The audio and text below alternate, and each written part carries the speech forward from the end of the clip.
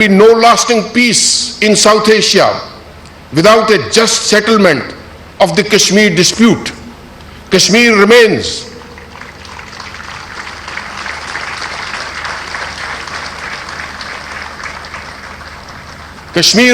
an unfinished agenda of the partition, which must be resolved based on the aspiration of the Kashmiris as per the United Nations Charter and the United Nations Security Council resolutions.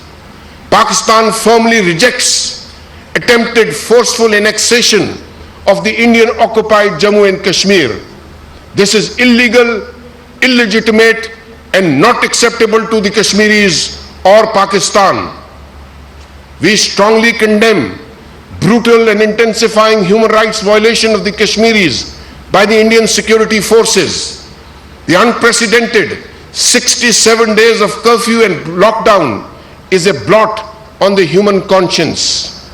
Pakistan will continue its unstinted moral, political, and diplomatic support to our Kashmiri brethren, because Kashmir runs in our blood.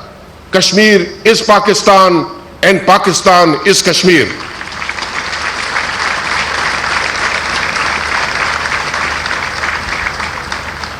Ladies and gentlemen, Pakistan is a peace-loving country, but our desire for peace must not be construed wrongly. As a nation, we have rendered great human and material sacrifices for lasting peace. If our commitment to peace is challenged, we will make no compromise on the interest of our nation, the territorial integrity and sovereignty of our state, our vital interest, and the security of our people.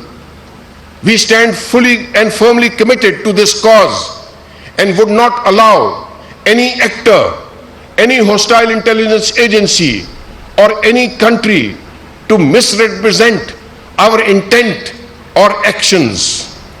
Pakistan Armed Forces are fully capable, prepared, motivated, and ready to respond against the entire spectrum of threats. There will be a handshake for a handshake, but there will also be an eye for an eye.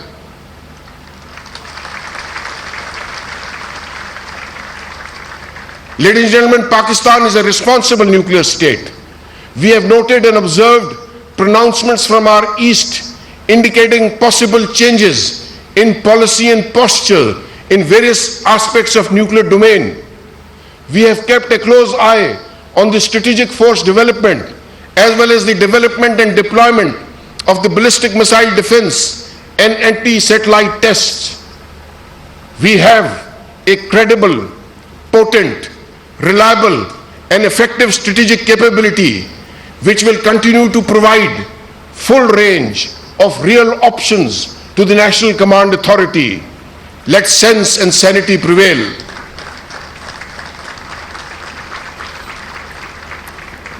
We have and we will the wherewithal to provide absolute guarantee to our national security. For those who are playing with fire, let me tell them they will be consumed by the fire themselves.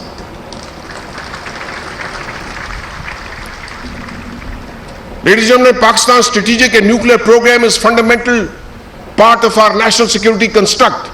This remains fundamental in our concept and doctrine of deterrence and defense.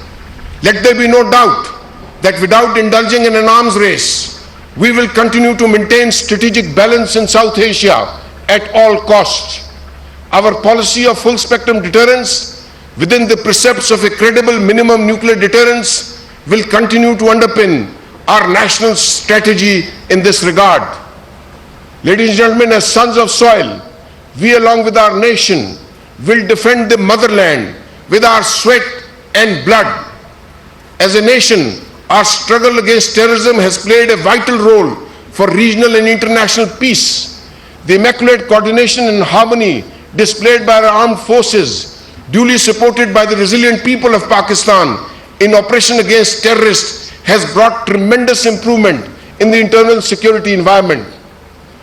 Pakistan Air Force, being a highly potent element of the national defense, played a remarkable role in destroying, annihilating the terrorists and thereby shattering their resolve to fight.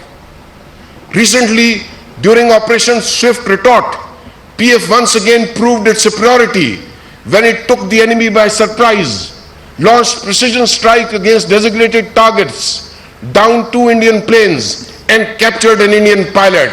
Well done, Pakistan Air Force.